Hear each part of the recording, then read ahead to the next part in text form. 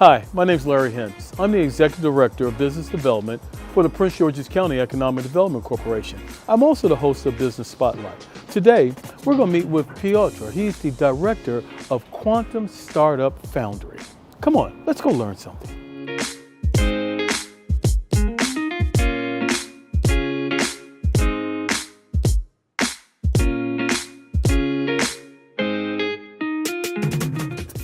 Thank you for having me come in today.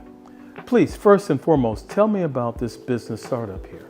We are a Quantum Startup Foundry, Yes? a business accelerator for quantum technology startups. Okay. We're based at the University of Maryland. We're a part of the University of Maryland. We are state funded. Wow, you're state funded, you're part of the University of Maryland, and you're dealing with quantum. So I'm going to ask the question. Tell the audience, what is quantum?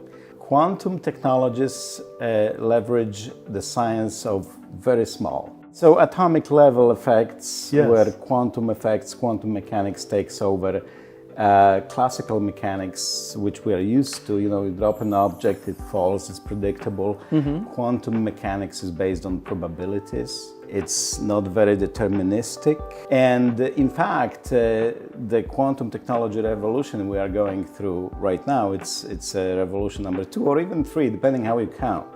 The scientific theory is very old. It's over 100 years old. It was invented in 1920s. So it's taken us over 100 years to bring to the table, or at least come close to the table, something that was thought up over 100 years ago. A little bit less than that, because the devices you are using every day today, such as TV set or your cell phone, they utilize quantum effects as well. Really? A transistor, a basic building block of a chip that is in each phone, multiple of those. Yes. They are all working because of our understanding of quantum science. Now, we are going through the second revolution, technological revolution, which allows us to utilize those quantum effects at the very micro level, at atomic level, subatomic level, to make complex calculations, to improve sensing, to communicate in a very interesting way. Yes. And also,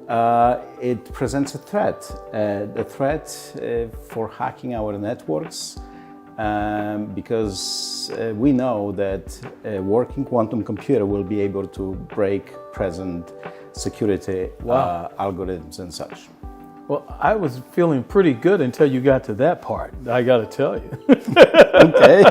But you said something interesting, which is we're in the midst of a quantum revolution. Yes. You Sir. did not say evolution, you said revolution. If you look at the Industrial Revolution, from the historic point of view, it kind of, one day we had horses, next day we had, a steam machine. Yes. But it didn't happen in like a point of time. It was extended process, but rather fast and accelerating, right? Yes. So similarly with quantum technology revolution number 2, similar things happen. Things are rapidly accelerating. For example, 5 years ago, we didn't have IonQ, a publicly traded quantum computing hardware and software company here in College Park in Prince George's County, just across the street, 10-minute walk from here. Yes. Now we do. Yes, we do. And they are coming up with next generation of quantum computing hardware. Like, according to the roadmap, every couple of months there is an interesting announcement. And others are doing the same. IBM, Rigetti, Pascal, you name it. Yeah. Just a few names that work on quantum computing. Petra, tell us, how did you end up here? And how long have you been associated with this? I've been associated with the Quantum Foundry from the beginning, from April 21st, when we started this outfit, first as a program director, and now as a director of the Foundry. So I'm originally from Poland. Yeah. And I would have never guessed. I can give you some hints on my first and last name.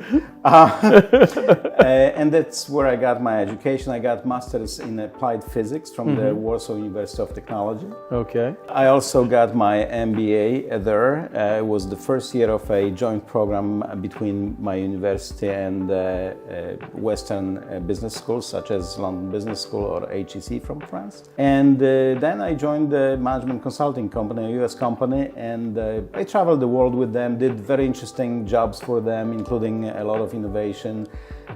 When I left the company after my stints in Warsaw, Chicago, Washington, D.C., Singapore, back to Washington, D.C. Wow. So spent some time with their McKinsey Global Institute doing research. I moved to a startup company. It was a software startup. After that, I took a little break, and I found this very interesting job at the University of Maryland, the Tech Transfer Office, and I evolved through intellectual property portfolio, including quantum inventions, if you will, and became part of quantum startup Foundry from its inception. So wow. I'm a history of that accelerator. Tell me, why did you put the startup here in the University of Maryland? Well, I didn't quite put it in here. They hired me, right? Yes, yes. But the whole concept is funded by the state of Maryland. It's part of economic development package for Prince George's County. So the initial amount was $25 million over 10 years, and it went into a small operating budget for the Foundry. It goes into Discovery Fund, which is an investment fund, also in quantum startups, in quantum businesses. And also part of that funding went into renovation of quantum facilities. That includes some of our quantum institutes at the University of Maryland, and also renovation of the space where Quantum Startup Foundry will have its permanent location just down the road on Baltimore Avenue. So naturally, it had to be in Prince George's County, and because University of Maryland is such a powerhouse in quantum research, this is the place for Foundry to be. At the center of the capital of quantum, where the University of Maryland is, with all its quantum science and quantum institutes, and this is the place to provide home for quantum startups, because the state and the county this is one of the strategic industries where they are investing. So how do I work with PG County? We were working from day one together. We partnered. They sponsor some of our activities, such as Quantum Investment Summit, where we brought some of those quantum businesses to connect with investors. On one hand, there is a lot of hype. At least 2 years ago, there was a lot of hype. So we helped investors with selecting, best quality startups. At the same time, we wanted to bring the investors who have a better understanding of how this technology is going to play out in the long term. So, what can we expect next in the near future?